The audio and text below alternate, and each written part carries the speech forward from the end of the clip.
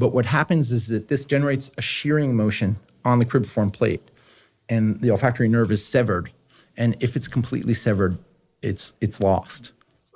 Forever? Because my understanding is that the olfactory sensory neurons are among the few central nervous system neurons in adult humans that can regenerate. Or replenish themselves. Right. Yeah. So I'll again, there are a few questions in one. Yeah, that's okay. So first of all, we will spin many plates simultaneously. If it's completely severed, then yes, you're lost. Forever. Yeah. If it's completely severed, because even if you'll have regeneration at the basal cell level at the epithelium, they won't manage to find their way back to the bulb. If you have partial or something left, or something shows up in a short while after the injury, then you have a good chance of recovery. Because they grow along the trajectory of the other axons, or pioneering the way for them.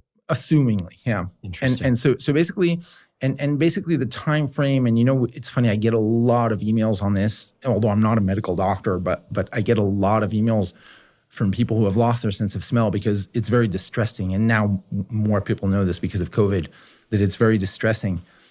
And basically the rule of thumb is that if you don't get it back within a year to a year and a half, you'll never get it back.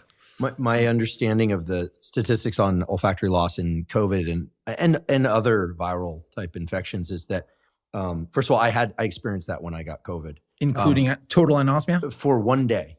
And not total. It was just, there was a remnant of an ability to smell or perceive the smell of a lemon, and I was huffing as hard as I possibly could. So I actually, there's an over-the-counter remedy, and this is not pseudoscience because there's a number of papers published about this on PubMed, that alpha-lipoic acid can accelerate the recovery of smell. Yeah.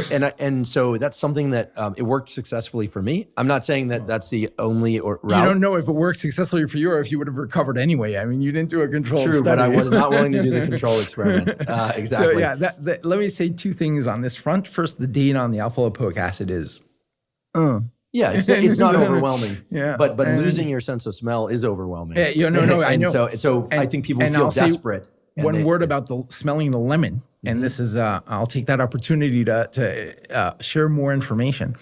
When we smell things, it's the result of more sensory subsystems than the olfactory system alone. So you have several chemosensory sensitive nerves in your nose. A primary one beyond the olfactory nerve is the trigeminal nerve, the fifth cranial nerve. So the trigeminal nerve has sensory endings in your nose, in your throat, and in your eye. It has 3 branches.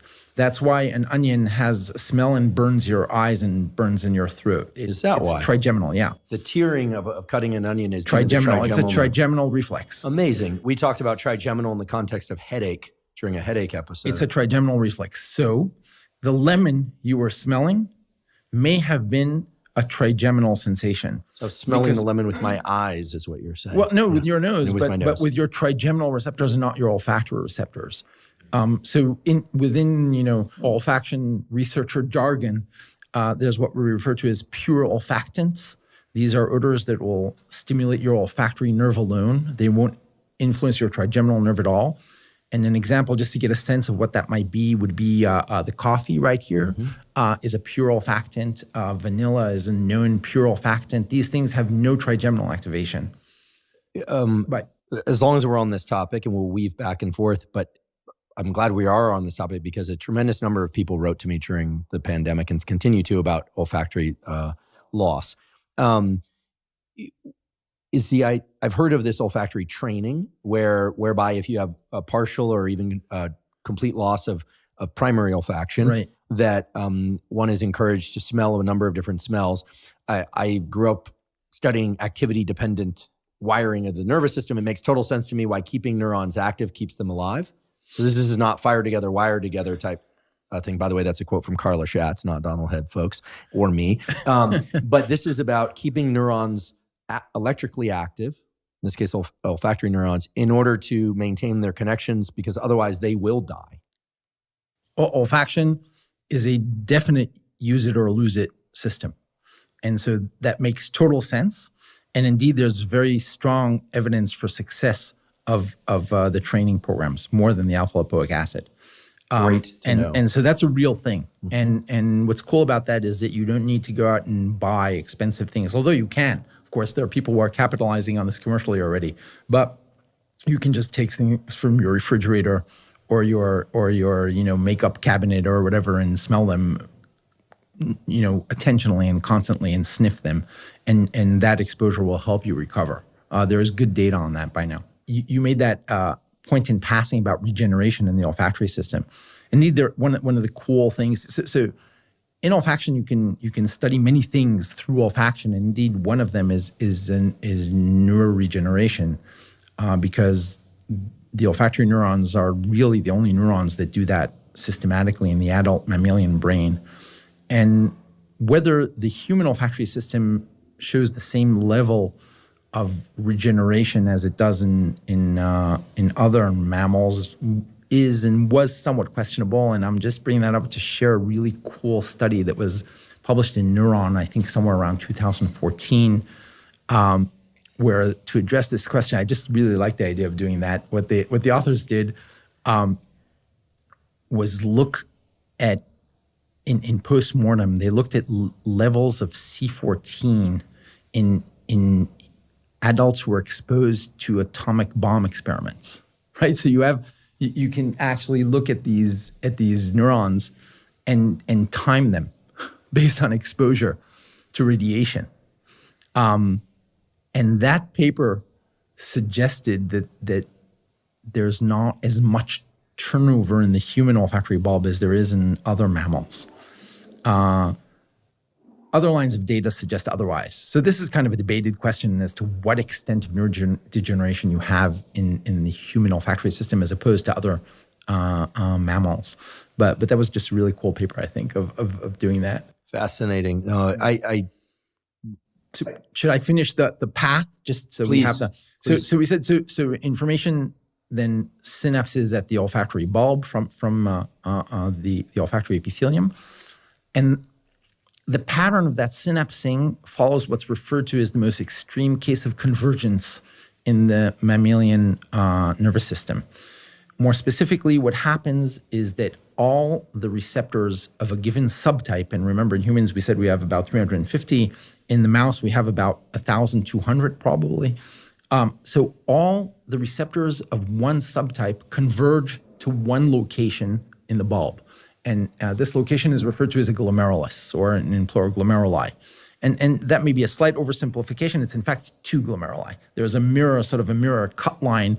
And so all the receptors of one subtype will converge to two mirror glomeruli on the olfactory bulb. So you end up having two glomeruli that reflect that one receptor subtype. And so and this is as far as, I'm giving you now the textbook view of how the system works, but then I'll happily share with you things that pose a problem for the textbook view of how things work. But the textbook view of how things work is that every such receptor subtype is responsive to a small subset of different molecular shapes, what's sometimes referred to as odotopes, the molecular aspects of deodorant. So each receptor is responsive to a different subset of odotopes, let's say 10, and each odotope will activate a different subset of receptors. So potentially you have this insane combinatorics of this potentially 350-dimensional space in the human, potentially. But then because of this convergence, you end up having on the bulb, in a way, a map reflecting receptor identity. So let's say this coffee activates receptors of type 1, 3, and 7. So the glomeruli of receptors 1, 3, and 7 will light up, quote unquote, when I smell the coffee. And if you could take a snapshot of that, theoretically, you would have the map of coffee and so on and so forth. This is sort of the textbook view of how the system works. And then information goes from the bulb to several targets in the brain. I mean, what is referred to as primary olfactory cortex is piriform cortex and entorhinal cortex. This is on the ventral surface of the brain, the lower portion of our temporal lobe. And information goes there directly, but it also goes directly to the amygdala. It probably goes directly to the hypothalamus. It may go directly to the cerebellum. It goes all over the brain. So information projects widely from there.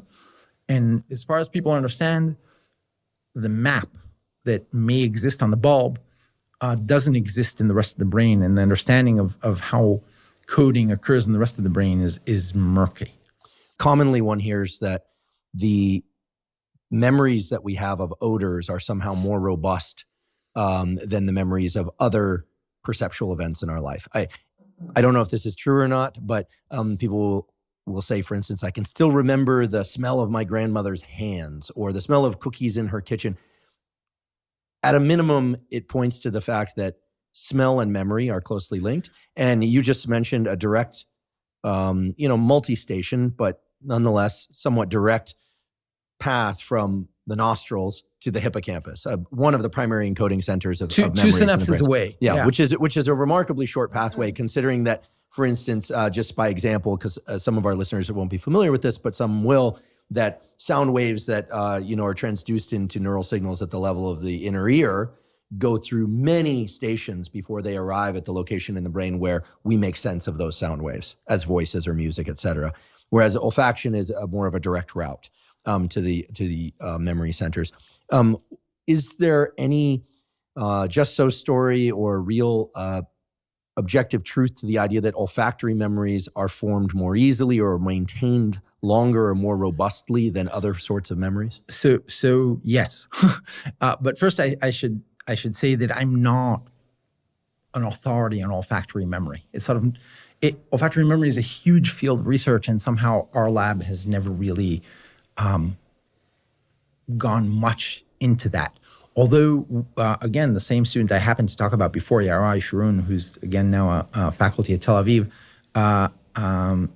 ran a paper I think we published in Current Biology called "The Privileged Representation of Early Olfactory Associations."